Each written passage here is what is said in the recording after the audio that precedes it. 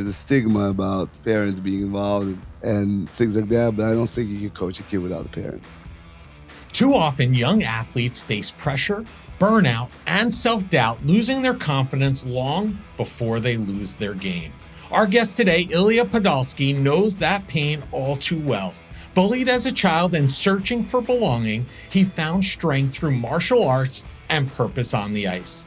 Now a USA Hockey Level 5 Master Coach, CPA, and creator of the Podolskiy Method podcast, Ilya empowers parents, coaches, and players to build character, discipline, and joy through sports. His vision? To raise athletes who play with heart and live with purpose. This episode will inspire you to see how mindset, mentorship, and meeting can turn adversity into advantage, both in hockey and in life. I'm Larry Sprung, your host for the Midland Money Mindset and founder and wealth advisor of Midland Financial. Let's dive into the show. Well, I am super excited today to have Ilya Podolskiy, somebody who was out there and looking to make sports better for everyone. And we'll talk about that a little bit more in our conversation today. Welcome to the show, Ilya. Thank you so much for having me. We always like giving an opportunity for our guests to share their background. We find our listeners are always enamored with people's journeys on how they got and where they are. So can you share with our listeners a little bit about who you are and how you got to where you are today? And then we'll talk a lot about, kind of what you're up to today. I'd be happy to. So start with a little bit of my background. Currently, I'm a lead hockey instructor for the New York Junior Rangers for the youth hockey programming. I'm a USA Hockey coach developer. I am the creator and host of the Podolskiy Method podcast that focuses on parenting athletes. I'm the founder and operator of Sharp Skate New York, which is a skate sharpening shop locally here in Brooklyn, New York. I head coach and assist on multiple different youth hockey travel teams in a local rink at Aviator Sports, again in Brooklyn. And outside of that, professionally, I am the head of internal audit and vice president of SOX compliance over at Burford Capital, which is a firm that specializes in litigation finance. By trade, I'm a CPA, and I also hold a master's degree from Villanova School of Law. So quite a bit of things throughout my career. I think my path to happiness and joy lies with progress, as you could probably tell. And that's why I continue to do a lot of exploration and a lot of studying. I think that some of the best coaches and leaders are also the best students.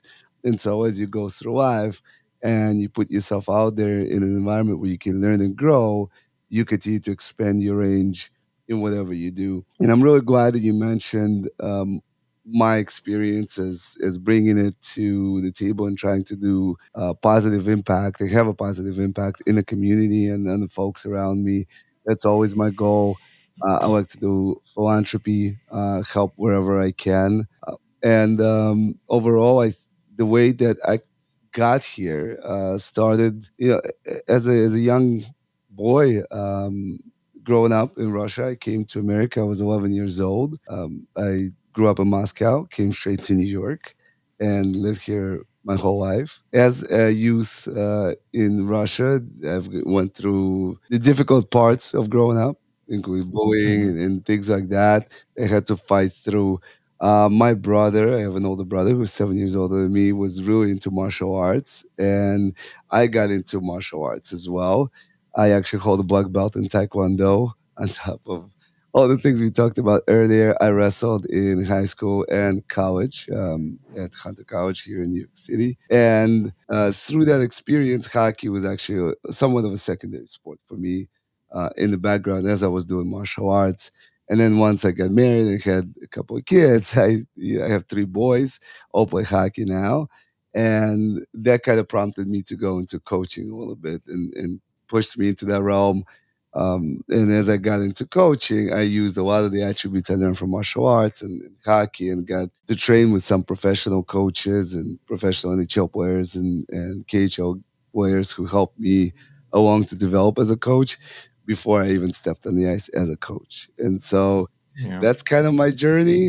Started from a young man and just took it to today. Yeah, doesn't sound like you have a lot of free time on your hands, that's for sure. So, and and I would also hope maybe based upon where we are right now, recording this early on into the 2025-2026 NHL season, hopefully maybe we can get some of those young junior Rangers ready to play, because we might need to call them up towards the end of the season the way things are going right now. But you mentioned martial arts, and you've shared publicly that being bullied as a child led you to take part in the martial arts. How did that whole experience shape you? Because I think that's important for other young people to understand. I It's a really good question, and for me personally, I feel that taking action is the way you fight fear. So as a young man, a young boy growing up in Russia, in a lot of Eastern European countries, and I would say it's globally. We see that a lot. Some people deal with it a little better than the others. We want to provide kids the tools to be able to progress through that kind of experience, right? Because of that experience, there was an interesting story that happened to me. I was probably about maybe 7 or 8 years old, and I had a buddy that was in my class. He was doing karate at a very high level. Uh, Same age, same class. And I was walking down the hallway, and an older boy from a different class, who's 3 or 4 years older, came up to one of the people from the group and said, "Hey, who's the weakest guy here?" And I called this guy. And I said, "Oh, okay, so I'm gonna, give it to him." And so as he's approaching me, the body of mine that was doing martial arts just kind of grabbed him, threw him over the hip, put him on the floor, and just held his fist right over his face and said, "Enough." And that stuck with me. That kid that protected me got in trouble. So his sensei, who was the teacher, pulled him in and said, "You're not allowed to fight outside of school. You're not supposed to do that." Even though he did something that was pretty amazing. He stood up for somebody. We weren't best friends. We weren't very close, but he saw and he did what we are taught to do, to protect those that need protection. And that experience, in a way, inspired me, but also I said, I don't want to be that guy ever again. I don't want to feel like I can't stand up for myself. I don't want to feel like somebody else has to do it for me. But more importantly, I want to be able to do that for others. I want to be able to be what my friend just did, and ultimately, I think martial arts teaches you, one is a lot of respect, not just for people around you, but for yourself, and confidence. I think confidence is key to being able to protect yourself and those you love. You got to know you're capable. I listened to his public speaker, and I forget his name at the moment, but he says something like a man should always be dangerous. If he should have an element of monstrosity or being a monster in us, in a way that, not because you have to use it, you have to know how to control it. But if you're a dangerous man, if you're a dangerous person, you will deter some of these instances that impact us in a negative way. And so martial arts has been a roadmap for me to, not just in physical and mental development of myself, but also in the way I hold myself at work and when I go to the office, or whether I step on the ice. Sure. Yeah, it's a whole framework for life, Yeah. as I think you would say. So listen, you step into this world of martial arts, starting in Russia. Where did you find your love of hockey from? Where did that come from? That's an interesting side story. I had a Mhm. friend of mine in junior high school here in New York, and he called me up one day and said, "Hey, you want to go play hockey?" I had no idea what he was talking about. He was about 10 or 11 years old, I think 11. And I was like, "Okay, great." So we went out, bought some hockey sticks. At the time, there was a piece of wood with a rubber blade that was just kind of screwed in, and a plastic net and a ball, and we kind of ran around. And I instantly fell in love with the sport. I loved it. We were doing it like 5 hours a day after school on the weekends. Ultimately, we got rollerblades, started doing it on roller skates. And the interesting part is that most of the guys that I started with, that we played together for many years, kind of faded out away from the sport. I faded more in. I joined the local roller hockey league. I started getting really involved, and then ultimately I switched to ice and kind of progressed from there. But that's really where that kicked off, and it was always something that I love to do. I love to play. We played it when I was younger on ponds and things like that, but I was just too little to really give you enough perspective about what I remember. Right. At what point did you kind of make this transition from, hey, I love this sport growing up and playing it? Because I think a lot of people play hockey, they enjoy the sport. They don't necessarily transition to coaching like you have and at the levels you have. So, how did that transition take place for you from, being a player to actually moving into the coaching realm? So I think that it started with I had my firstborn. He was about 2 years old, and I happened to get ingrained in the hockey community with a number of coaches around the tri-state area here in New York, as well as some ex-pro players who were around, and I realized that I wanted to give it a shot because my kid was 2, he was coming up. I wanted him to start playing at 3 or 4, start putting him on skates, I kinda developing him, but I wasn't sure if I was gonna be any good at it. I wasn't even sure if I'm gonna like it, and so I came to a friend of mine who ran a spring program, and I said, one is I wanna train. So every day before work, I would go to the rink. I would be there by 6 a.m. By 7:30, I'd be off, shower, put on the suit, and I'm off to Manhattan to the office job, and then I would come back and play in the evenings. And then that happened for about 2 years. So until my kid was 4, I've been doing that. And then in the spring, I started to coach with them. And very quickly, they gave me my own group that I was working with. And um, parents started to take to it. The kids liked it. I really enjoyed it myself. And then 2 years in, when my kid was ready to start to skate, I reached out to the director of our rink, and he gave me the opportunity to coach as an assistant coach at 2 different teams. The year after, I got my own team, and I kind of never looked back. I do want to mention that it took me a few years to really become a good coach, in my opinion. I'm sure many people who know me would share the same.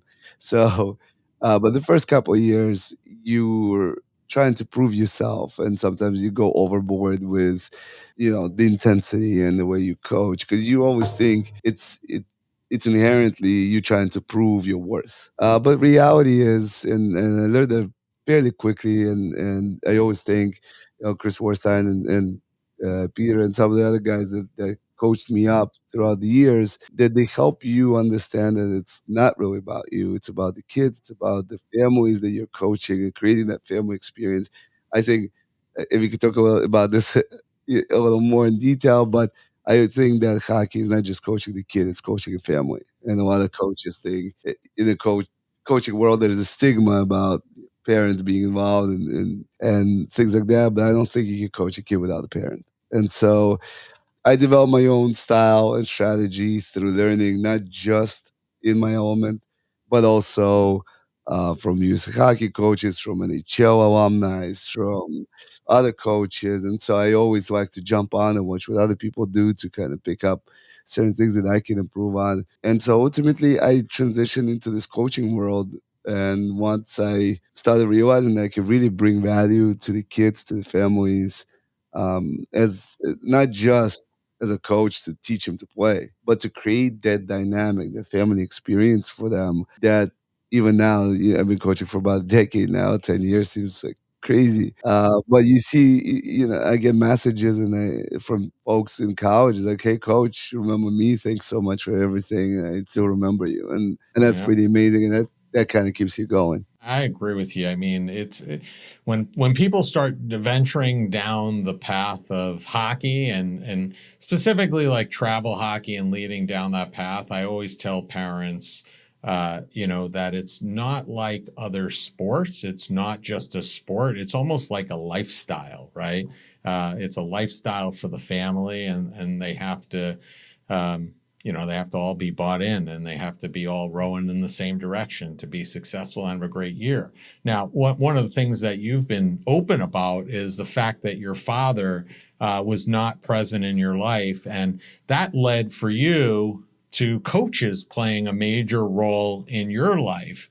And I would say, we have some similarities there in terms of, not that my father was not present in my life, but growing up, my mom was diagnosed with cancer, which at a very early age, which I talk about. So that led many times where my dad had to be attending to my mom and her medical needs. So a lot of times I was with other families, or many times the coach. And my high school coaches were some of the best role models for me, because sometimes I was seeing them more during the course of the week than my dad. At no fault of his own, but it was just the way life, came at us. So, similarly but different, right? How is those coaches in your life playing a major role for you? How has that shaped how you've coached? I'm sure there's been a major impact there for you as well. Absolutely. And I 100% agree with you in sometimes life puts things and obstacles in our way,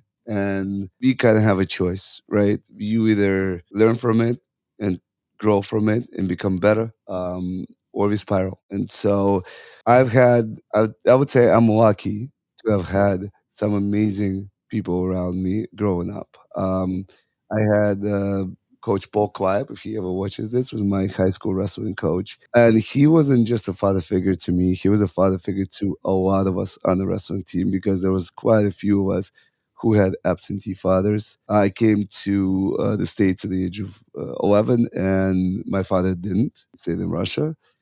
He passed away in 2018. And before, I appreciate it, but before my brother and I went to do the arrangement, we have a very close relationship. So even though there are separations, I think listening to your story, and there's life that happened, right? And you understand that it wasn't particularly a choice that he could make. He had to do what he had to do. In my case, I think that it could have been different, but he made a different choice. And so when I step into coaching and I think about those people that became those role models for me. And I should mention that my brother was a huge influence on my life with martial arts and everything like that. Even though he struggled with education, he was never a good student. He was never great at school, but he always made sure that I knew the value of education. So he would always push me into that. And he would say, just because I can't, it's not my thing, doesn't mean that you shouldn't. And so again, it's kind of like people supporting you. I don't think anybody does it alone. I think you need a little village, as they say, to get you going. When I go on the ice and we coach kids, I tell the parents, the first thing I do is when we have a parent meeting in the beginning of the season, I'll tell them, I'll be like, look, if there's something going on and you're willing to share about your personal life, your family, whatever it is, I would be happy to assist and help, not just being your coach, but also understanding what's going on with the kids, right? And so to me, coaching, and a huge part of it is showing up. And if you show up, people will find comfort in your presence. They will find comfort in the fact that you're there for them. And sometimes you have to be stern and disciplined and all that stuff. But at the same time, if you're coming from a place of love and care, people really feel it, especially kids. Especially kids. And I think that that's so important. And so that my experience has led me to what I try to bestow on other people. And, it's not always easy. I'm not always successful. But I think the point is that if you show up and you try to be the best self that you can be, then you're going to help somebody else through the day, maybe through a month, and maybe through a year.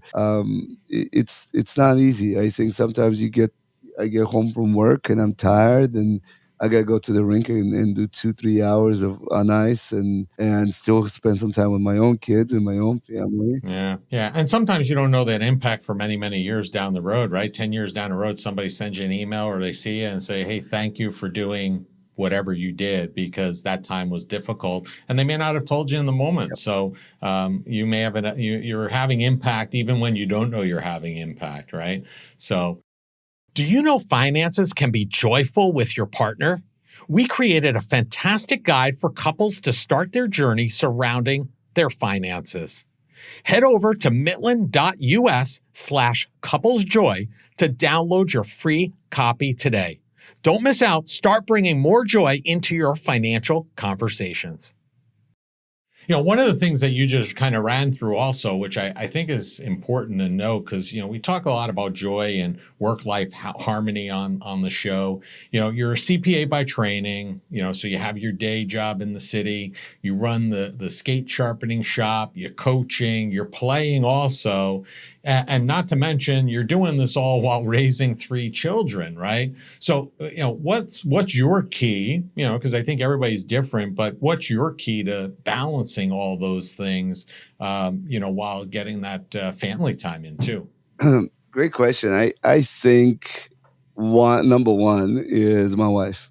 And I don't think I could have done any of this without her. And we basically became a hockey family in a way that she, would pick me up from the train and get me to the rink on time so I could coach. Uh, Mhm. we go to tournaments and games together, and sometimes she'll I don't know how many miles she puts on a weekend now, but I know she has to fill up the tank like twice a week during the youth hockey season.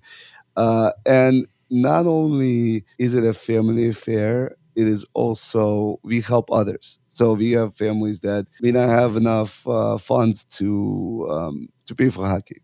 Hockey is an expensive sport, right?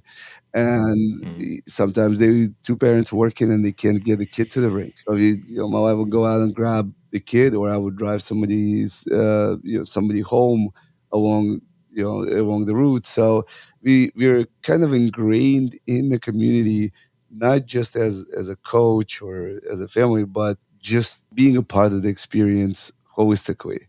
And to kind of balance it all, I try to just take it one day at a time. I don't think that looking far ahead helps me. I can't be thinking Mhm. about what happens 3 weeks from now. I literally look at this weekend and I say, what do I have? I have the Junior Rangers going to play. I have a game with this guy here, this kid here, and this guy here. And this is how we're going to go. My wife goes here, I go here. And then we're done at 6. Whose birthday party are we going to this weekend? And so it's a lot of just that microcosms, like this little planning what's in front of you. Yeah. There's a really fun story that I read a while ago about where a horse and a boy are walking through the woods. I don't know if you heard this one, but horse and boy are walking through the woods and it's snowing really bad and just can't see anything. And the boy says to the horse, he's like, I can't, I don't know where to go. I don't see anything. I don't see the path. I don't know how are we going to get out of this forest? We're going to die. And the horse says to the boy, do you see the step in front of you? He says, yes. He said, take that step. And so Mhm. take the step in front of you and keep moving forward. And I think if you keep doing that, somehow things just happen to fall into place. Yeah. So it's a lot of just day to day prioritizing, managing your schedule, and refocusing. Yeah. I think the one thing when you go in at 100 miles an hour, like I do a lot of times, and I'm sure that you do as well, and then many folks who are listening, I think the one thing that you have to make sure you do is self-reflect once in a while. Whether it's going to the gym and lifting some weights and maybe just going to play hockey, which for me is like a therapy session. You get to Mhm. yell at your friends and let some steam off, but also Yeah. you kind of tune out the noise and you just play. You got to Agreed. remember that Agreed. hockey is a game, and any sport, whatever you play, you got to enjoy it and allow it to take over for an hour or two. Yeah, I agree. And I think that's some great advice. And, what I know you have your podcast, the Podolskiy Method, right? Parenting an athlete. What was the impetus behind launching that podcast, or your podcast, I should say? Sure. I started the podcast as a way for me to communicate to parents. I thought one is there, as I mentioned earlier, there's a stigma around parents and how they help you develop an athlete. Many coaches will say, "Oh my God, COVID was the best year. Parents couldn't come inside. I just had the kids; they were so focused. It was great." Well, in all fairness, Ilya, I literally, before I came in here with you today, there's a viral video going around from yesterday from 2 parents deciding to duke it out in Philadelphia in a lobby. after or before a game. So I think to some degree the stigma is put on them, but also I think many parents bring it on themselves too sometimes. No. Yeah, and I did disagree. As they say, there's bad apples in every pot, right? Right, But right, you right. can't allow that to dictate the 90% of the I folks agree. that I want the agree with best that. for their kid. And what does that look like? If I think about coaching and I think about I get a kid on the ice and the kid, we're having a good time. Let's say I'm yelling, the kid's skating hard, whatever. And then they get into a car and they ride home, right? Which is probably the most important part of any childhood athletic experience is that ride home. And the parent says, wow, that coach was terrible. He was so bad. You guys had 8 people in line. One guy goes, 7 waiting. You shot the puck 3 times in an hour.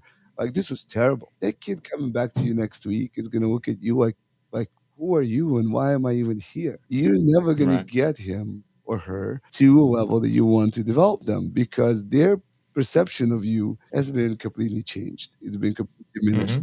Hmm. And Wrongfully so, by the way, in most cases. right. Right. But so and what I find is that including a parent in that experience and helping them understand what you're teaching, you're not asking them for their opinion about how you train. You're Hmm. involving them so they can help deliver your message to the child. And by doing that, it becomes a family experience where now they go home and they say, well, I talked to the coach and he said this, this, and that, and that would be great. I'd love to see that too. And now the kid comes Hmm. home, comes back to you. He's ready to listen. He's focused, and now you could do your best work.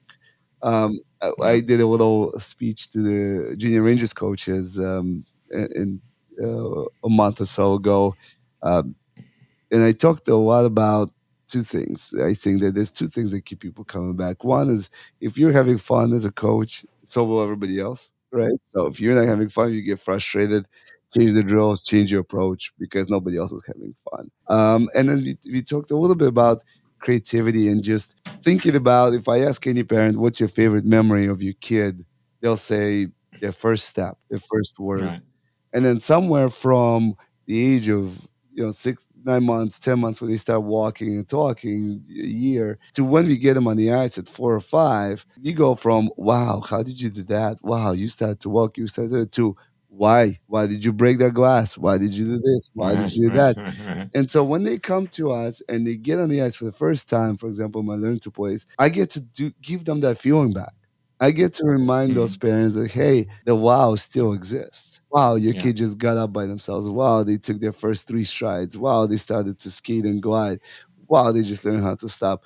And so that experience brings them back, even though they might not realize it, but all of a sudden they keep coming back and back because they love Yeah. that feeling that somewhere along the lines they lost and they connect with their kids. And this is Yeah. really the number one thing for us as coaches. And I think that we forget that we are connections. Mm-hmm.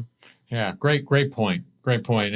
And speaking about connections, you and I, we connected during the Hockey Helps 24-hour marathon this past year in 2025. I've talked about that event before, in terms of it's a 24-hour hockey game over Saturday and Sunday of Labor Day weekend from 10 a.m. Saturday to 10 a.m. Sunday.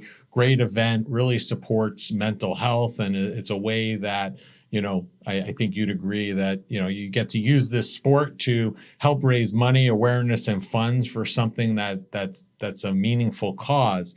What does the event mean to you? I've spoken about the meaning for me, but what does, the event and you partaking in that mean to you? I've been doing that for this. I think this is my 4th year, and I started through the Junior Rangers, through New York Rangers program, and every year I look forward to that event. I think over the last 4 years, I get to see a lot of my friends who, whether they're NHL alumni or whether they're coached or whether they just play, who I don't just get to see on a regular day-to-day basis, right? Because everybody's so busy, everybody's traveling, so it brings everybody together, but it also tests your endurance. It tests your mental focus Mm-hmm. while supporting some outstanding, amazing causes. I think I teach my kids all the time that you learn and then you give. So you learn, you grow, and give. And so that's kind of like the cycle.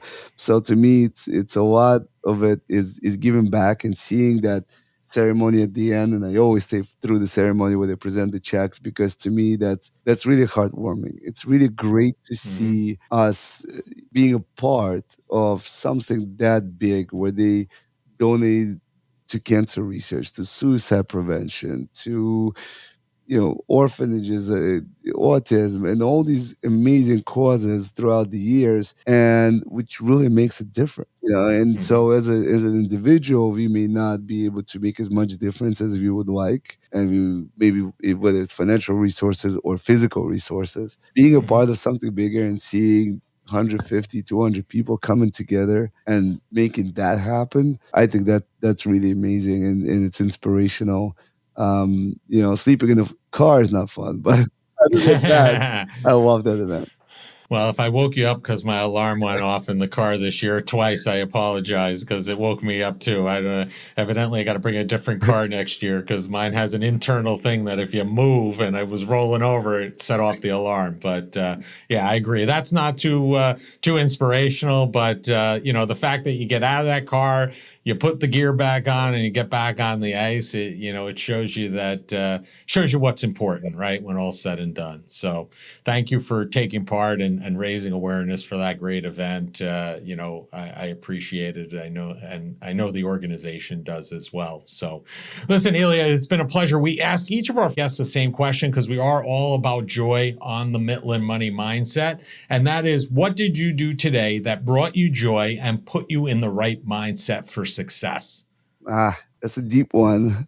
This is Mm. definitely ranking up there. So I loved having a conversation with you. I think this was great. I really appreciate you having me on the show. I think waking up, getting my kids ready. My wife does all the hard stuff, making them lunches and doing all that stuff. But just sending them off to school. And the one thing I always tell them is have the best day. Not a Mm. good day. Have the best day. Meaning today is going to be the best day, better than yesterday, and every day Yeah. has to be the best day. And if you keep doing that, you're gonna keep taking a little inch up that ladder. And so I try to say that every day to them, but also it helps remind myself that if I just have the best day today, and then the best day tomorrow, and the best day after that, then maybe we're on the path to something wonderful and successful. And I think joy comes from progress. So if you Yeah. continue to grow and put ourselves out there and learn and push, then I think joy finds us. Awesome. Well, enjoy those kids because mine are 19 and 22. I still enjoy them in a different way, but I miss those days of driving them to school, getting them to school, and having those moments with them. So enjoy every minute of it. And Ilya, we're going to have all of your information in the show notes, but just to make it easy for people, if they're interested in learning more about you, connecting with you, what's the easiest and the best place for them to do that? Sure, you can find me on Instagram, Facebook. I have a YouTube channel as well. Just look up the Podolskiy Method, or at Okay. Sharpskate New York. You can also go to my website, the Podolskiy Method.squarespace.com, and check out some of the work I do. I'm actually also working, I'm on the board of a nonprofit organization called Sagacious Minds, and we're working on establishing some local after school programming here in Brooklyn, New York. And hopefully that's coming up soon. And I'll be happy to connect with you guys. If anybody wants to reach out through social media, I'd be happy to answer and have a chat. So thank you so much. Awesome. Well, thank you, Ilya, and I appreciate you taking out the time to share with us and our listeners today. And enjoy the rest of your day. Thank you. Ilya, thank you for sharing your incredible journey from overcoming bullying to becoming a master coach who shapes not just better athletes, but better humans. Your passion for mentorship, discipline, and joy in sports is a powerful reminder that mindset truly drives success. We're grateful for the insight and the inspiration you brought to the Mitlin Money Mindset today. Ilya Podolskiy and all he is up to can be found across most social media platforms. All the contact information needed to find them can be found in the show notes.